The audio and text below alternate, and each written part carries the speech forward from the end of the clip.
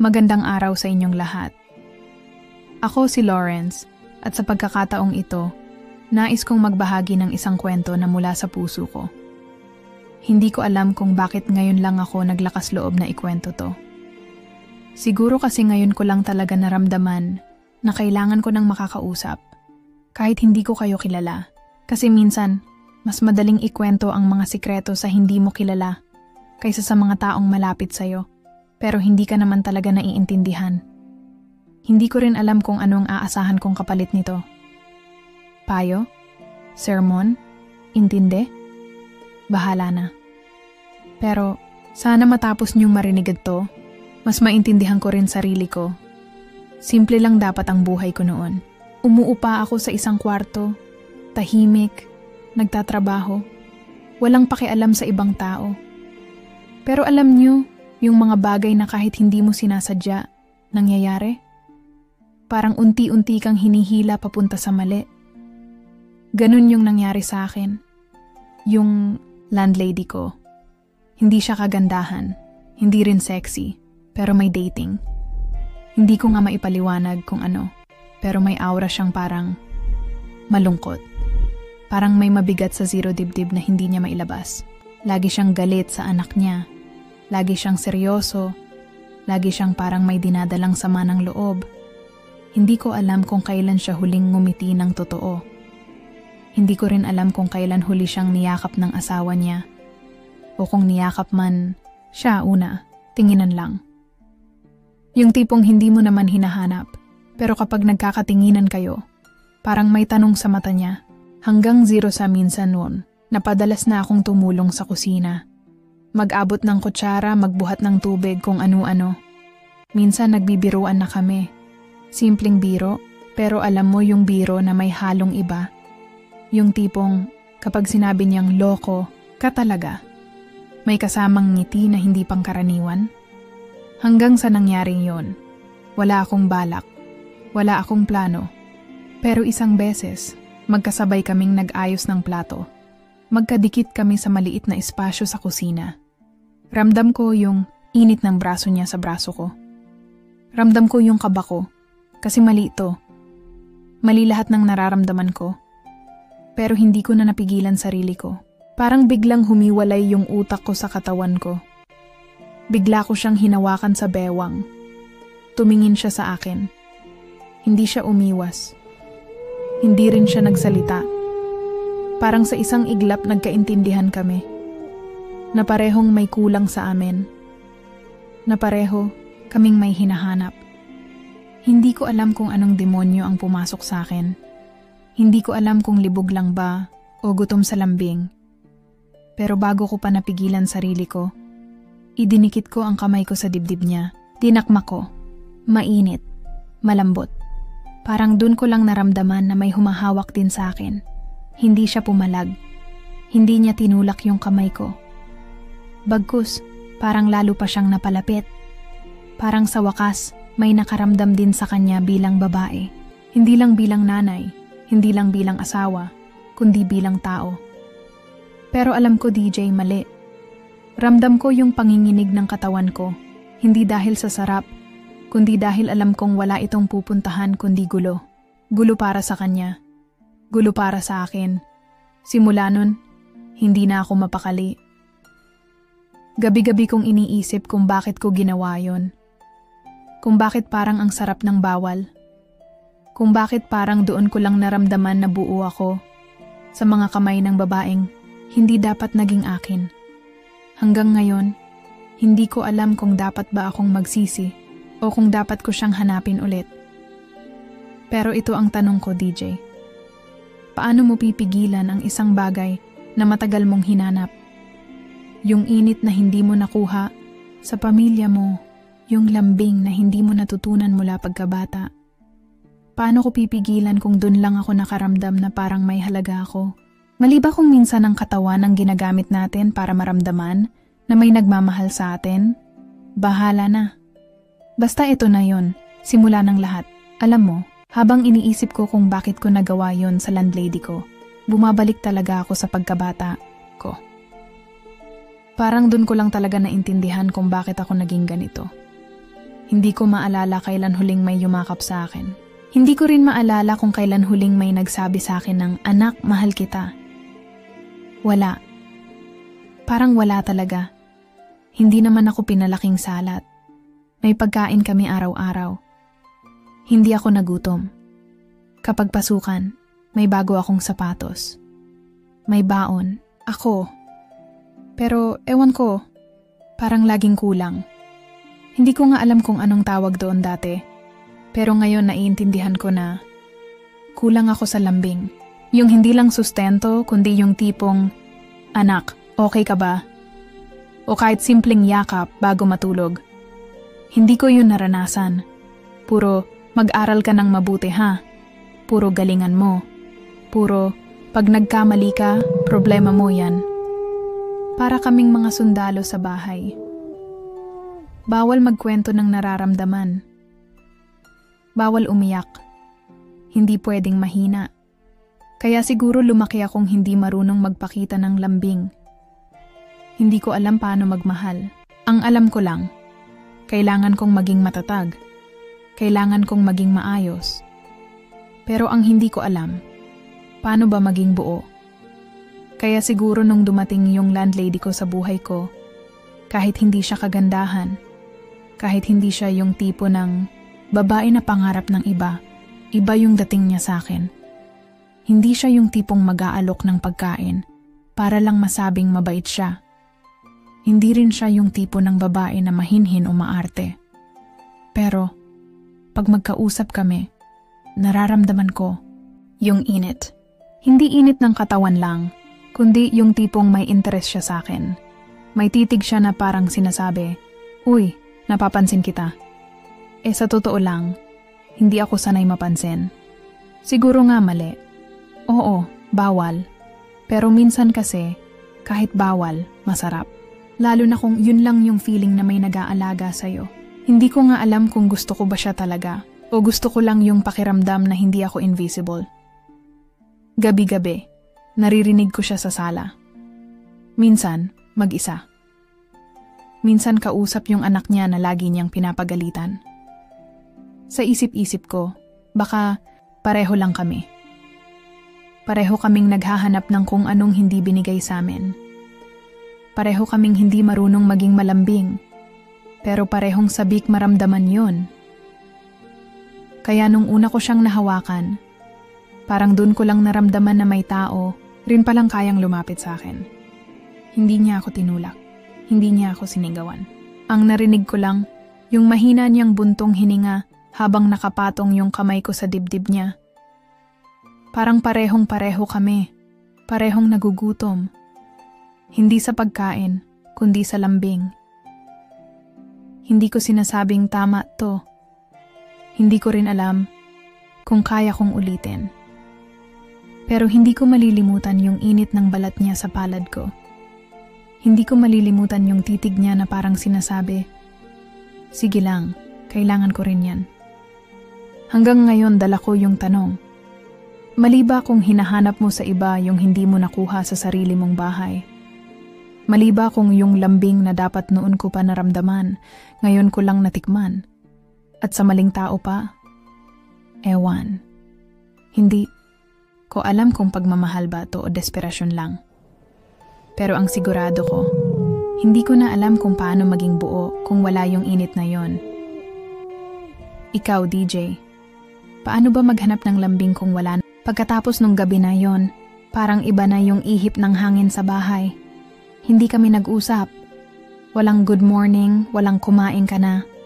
Pero ramdam ko yung bigat ng mga tingin namin sa isa't isa.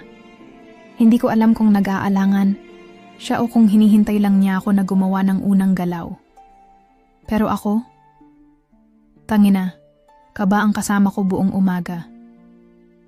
Yung simpleng tunog ng kutsara sa pinggan, parang may kasabay na tanong, paano kung nalaman ng asawa niya? Paano kung may nakakita? Paano kung may makarinig? Paano kung bigla na lang may magtanong kung bakit parang ang lapit ko masyado sa landlady? Pero ang mas nakakabaliw, kahit na nilalamig na ako sa takot, yung katawan ko, parang hayok. Hindi ko alam kung ano bang meron, Pero sa bawat sulyap niya, lalo na pag akala niyang hindi ako nakatingin, parang may ngiti siya na mahina. Yung tipong may tinatago pero gustong ipakita. Hindi malandi, pero may init. Parang sinasabi ng mata niya, alam ko at baka gusto ko ulit. Doon ako lalong nababaliw.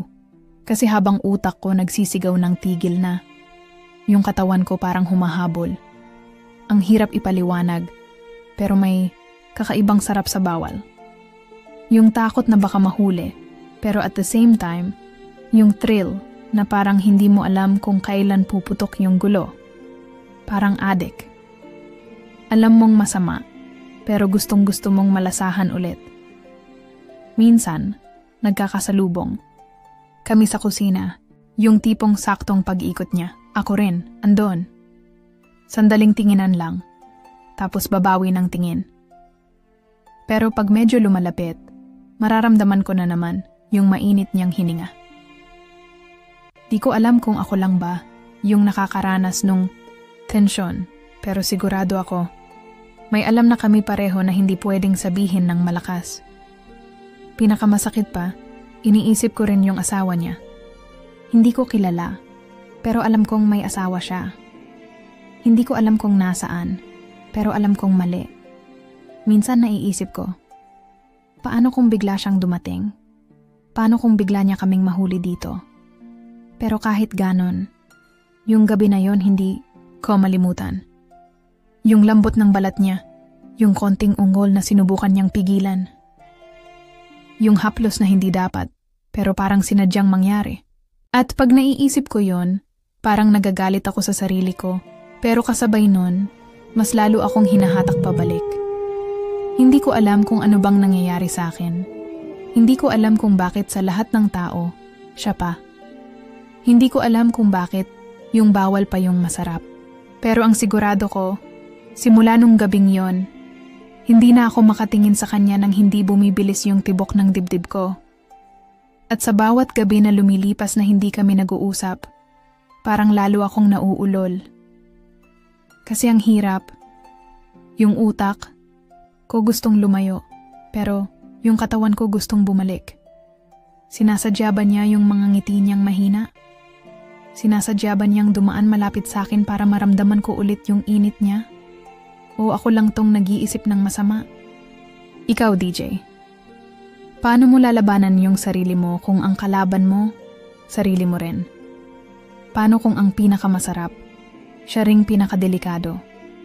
At paano kung isang araw, mahuli kami? Simula nung gabi na yon, parang naging laro na naming dalawa. Yung bawal, di na kailangan ng salita, sapat na yung tinginan.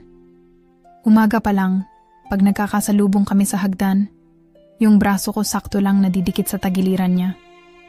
Yung mga daliri ko parang aksidenteng hahaplos sa balat niya, pero hindi aksidente. Sinasadya. Pareho naming alam. Pag wala yung ibang borders, minsan magtatagpo kami sa kusina. Akala mo nagtitimpla lang ng kape, pero yung kamay ko, gumagapang na sa bewang niya. Yung isang beses, habang nagsasampay siya ng mga nilabhan, bigla niyang hinatak ang kamay ko papasok sa likod ng pintuan ng bodega. Walang salita. Halik agad. Yung tipo ng halik na hindi nag-iisip kung tama o mali. Halik na nauubusan ng hininga. Pero habang lumilipas ang mga linggo, parang ako yung mas lalong nalulunod. Hindi na lang katawan ang hanap ko eh. Yung paglalambing. Yung tipong may magtatanong sa akin kung okay ba ako. Gusto kong marinig yung ingat ka, yung kumain ka na ba. Pero ang nangyayari, parang katawan lang ang habol niya. Pagtapos na, aalis siya na parang walang nangyari. Ako, naiwan doon. Bitin hindi lang sa katawan, kundi mas bitin sa loob. Para bang ang layo niya. Parang hindi ako tao. Parang gamit. Parang laruan. Doon ko na-realize, simula pagkabata, parang ganun na rin yung pakiramdam ko. Hindi ko maalala kung kailan may yumakap sa akin para lang sabihing mahal ako. Puro ayosin mo, puro galingan mo. pero walang nagsabing, "Anak, proud ako sa'yo." Kaya siguro nung naramdaman ko yung init ng katawan niya nung unang gabi, ang akala ko, yun na yun, pagmamahal na. Pero hindi pala. Nakakatawa, no? Akala ko lalaki ako sa kwento na to, pero bakit parang ako yung ginagawang parausan? Bakit parang ako yung naghahabol ng lambing? Bakit parang bumalik na naman ako doon sa bata akong puro gawa, pero walang yakap? Puro bigay, pero walang balik. Minsan gusto kong itanong sa kanya, ako lang ba to? Ako lang ba yung umasa na baka sa gitna ng bawal na ginagawa natin, may konting totoo? Pero hindi ko magawa. Natatakot ako na baka pag tinanong ko, mawala siya. At ang mas masakit, baka tama ang sagot niya. Nakatawan lang ang habol niya, hindi ako. Kaya heto ako ngayon, DJ. Hindi ko na alam kung bakit ko pa ginagawa ito. Hindi ko alam kung gusto ko lang yung init ng balat niya o baka kasi wala pa ring ibang nagbibigay ng init sa puso ko. Ganito ba talaga pag lumaki kang hindi tinuruan kung paano magmahal? Na kahit bawal, basta may konting atensyon, bibigay ka. Ako na nga ba yung ginagamit, ako pa yung umaasa? Mali ba kung gusto ko ng totoo? Mali ba kung sa gitna ng bawal, hinahanap ko yung lambing na hindi ko nakuha nun? Ikaw, DJ, paano kung yung sarap na hanap mo, hindi lang pala sa balat, kundi sa kaluluwa? Pero ang ibinibigay lang sa'yo, katawan. Lalaban ka ba? O magpapagamit ka na lang ulit? Para lang maramdaman mong may nagkakagusto sa'yo kahit sandali lang? Hindi ko mabilang kung ilang beses ko nang tinanong sarili ko, nagsisisi ba ako? Alam ko namang mali. Alam ko namang bawal. Hindi ako tanga para hindi maintindihan na may pamilya siyang uuwian. Hindi ako bobo para hindi makita yung singsing sa daliri niya tuwing hahawakan ko yung kamay niya. Pero bakit kahit alam kong mali, parang mas lalo pa akong humahabol? Kasi doon ko lang naramdaman na parang may gusto sa akin. Kahit na mali, kahit na bawal, kahit na hindi ako ang pinipili. Ako pa rin yung hinahanap niya sa oras na gusto niya ng init. Kahit hindi ako mahal, ako yung pinupuntahan niya pag kailangan niya ng katawan. Mababaw? Oo. Pero para sa isang katulad ko na hindi marunong mahalin ng tama, kahit anong klase ng atensyon, parang kayamanang hindi ko natikman noon. Minsan bumabalik sa isip ko, yung mga naging relasyon ko noon, puro simula lang maganda. Pagtagal, nagiging awkward. Hindi ko alam paano mag-I love you. Hindi ko alam paano magpakita ng lambing. Kasi simula bata ako, wala naman nagturo. Wala namang nagturo sa akin paano maging malapit. Ang alam ko, gawa lang ng gawa. Magpakabait. Mag-aral. Magtrabaho. Pero walang nagturo paano magmahal. Kaya tuloy, kahit may dumating noon na gustong magseryoso, ako mismo yung tumakbo. Kasi hindi ko alam paano tumanggap ng pagmamahal.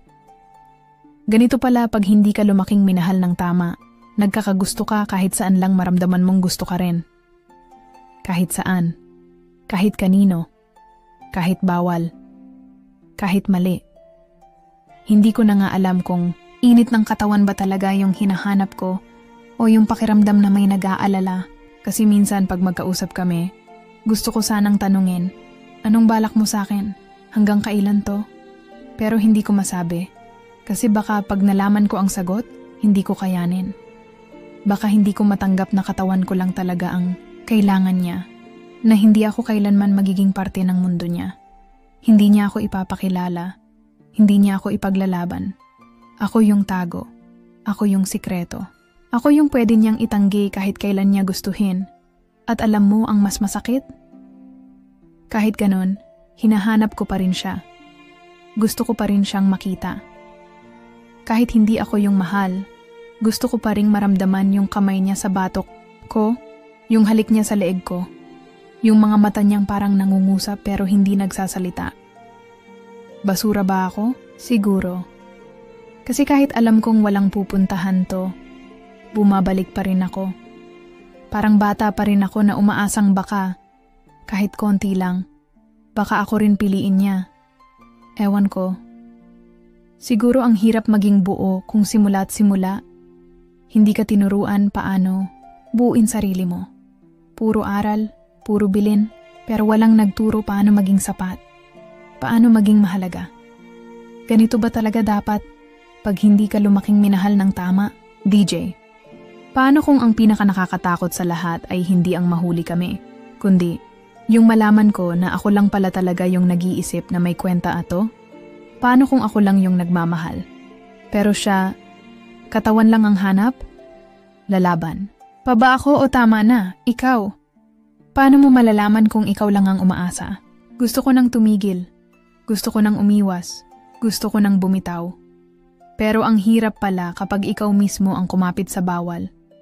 At mas lalo palang mahirap kapag yung bawal na yon, siya na ngayon ang humahabol sa'yo. Isang gabi, habang palabas ako ng gate, nakasalubong ko si Kuya Marlon, yung isang boarder din sa kabilang kwarto. Hindi ko alam kung nakita niya kami noong isang gabi o narinig lang niya yung mga ungol na pilit naming pinipigilang kumawala. Pero yung tingin niya sa akin hindi normal. Hindi basta tingin ng kapitbahay. Tingin ng isang taong may nalaman na hindi dapat. Pre, ayos ka lang ba? Tanong niya, simpleng tanong, pero mabigat. Parang sinasabi niyang, alam ko. Hindi ako makatingin ng diretsyo. Tumango lang ako. Pilit kong nilunok yung kaba, pero para akong nalunod sa sarili kong hiya.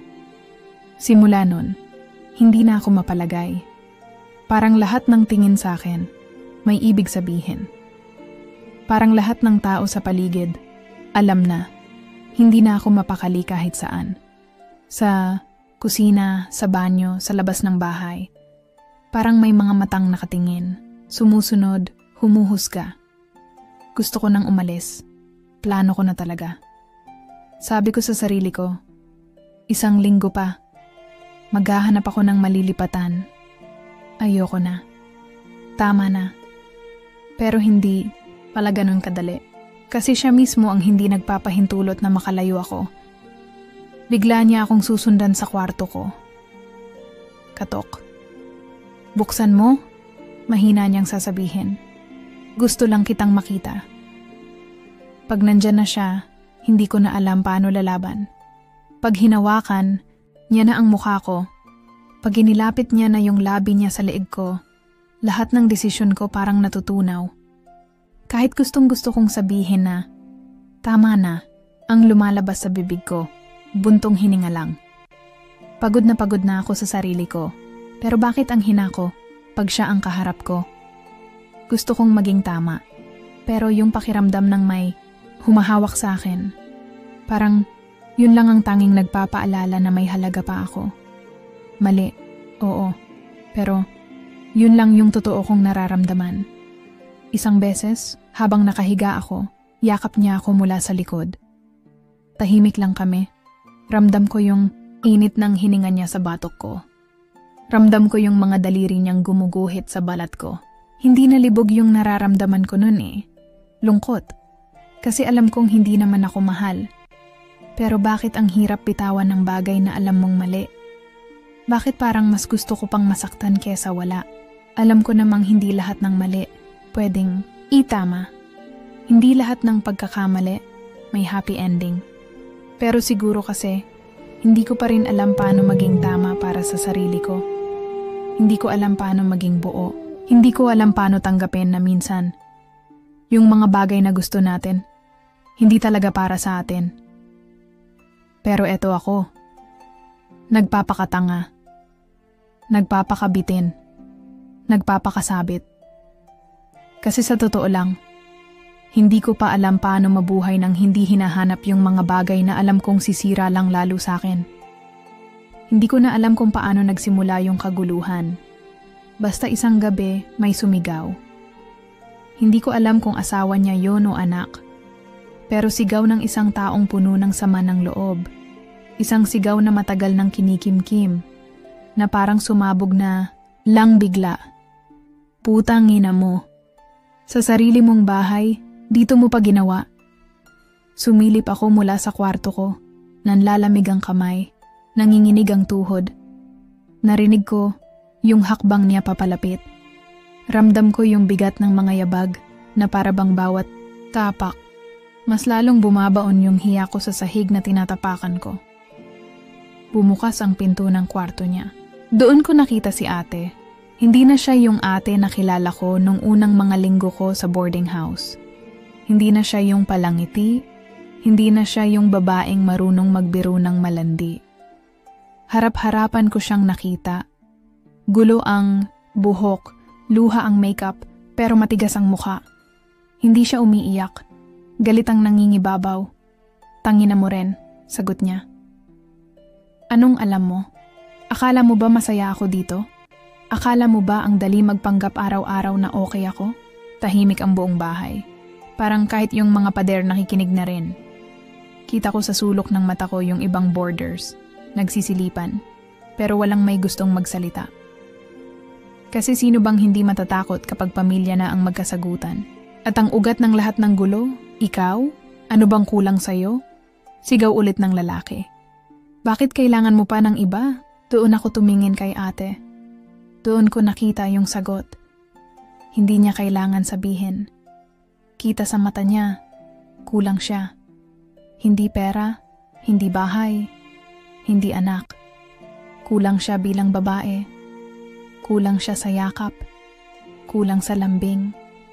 Kulang sa pag-intindi. Pareho pala kami. Parang gusto kong sumigaw. Gusto kong ipagtanggol sarili ko. Gusto kong sabihing, hindi naman ako ang nauna. Hindi ko siya pinilit. Pero wala akong sinabi. Kasi totoo rin naman. Hindi niya ako pinilit. Pero hindi ko rin siya tinanggihan. Pareho kaming may pagkukulang. Pareho kaming may hinanap. Pareho kaming mali. Hindi ko naman pinilit yan, di ba? Biglang sabi ni ate, nakatingin na sa akin. Hindi ko naman siya pinilit. Pareho kaming may kulang. Ang sakit pala, pag ikaw mismo ang tawagin na kulang. Hindi ko alam kung mas masakit ba yung tingin niya sa akin na parang ako ang naging salamin ng lahat ng pagkukulang niya o yung tingin ng asawa niyang puno ng pandidiri, hindi lang sa kanya kundi pati sa akin. Gusto ko nang tumakbo, pero hindi ko magawa. Parang lahat ng kasalanan ko, lahat ng pagkukulang ko bilang tao, biglang sumabog sa harap ko. Para akong hubot-hubad sa gitna ng kwarto na puno ng galit at hiya.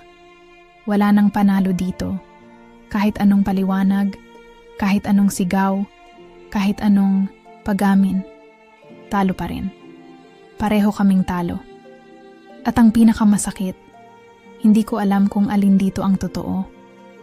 Yung lambing na pinagsaluhan namin o yung sigawan ngayon na para bang hindi kami kailanman naging totoo sa isa't isa. Maaga, akong umalis. Hindi ko na hinintay ang sikat ng araw. Bitbit ko lang yung isang maliit na bag, isang supot ng pandesal, at yung bigat na mas mabigat pa sa lahat ng gamit ko. Hindi na ako nagpaalam. Hindi ko na kayang tumingin pa sa kanila, lalo na kay ate. Habang naglalakad ako sa kalsada, parang bawat hakbang, bumabalik lahat ng nangyari. Yung unang beses na nahuli ko siyang nakatitig. Yung unang dampi ng palad niya sa braso ko. Yung mga halik na patago. Yung mga sulyap na puno ng kasalanan. Lahat yun parang pelikulang paulit-ulit sa utak ko.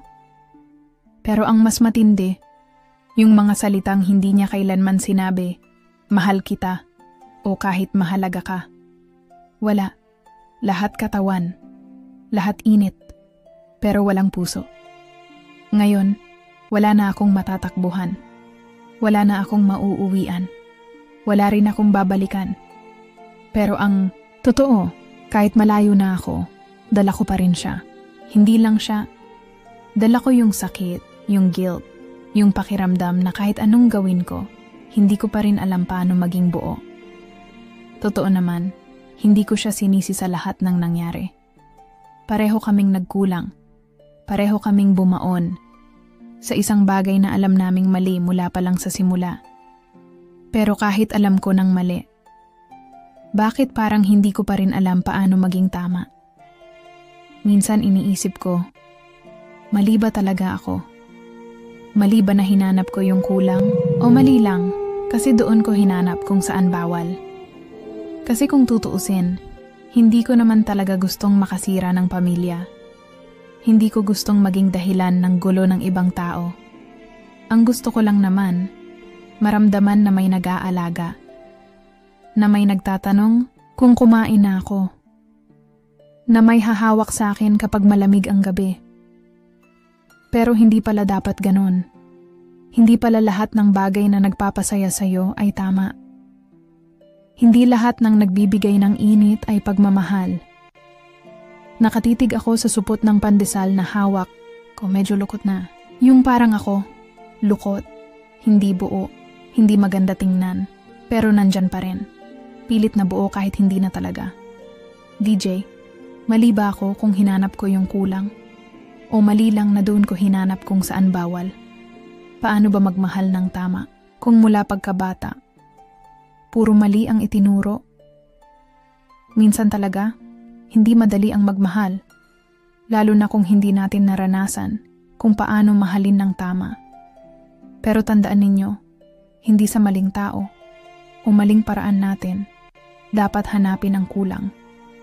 Sana, sa bawat kwento na naririnig ninyo rito,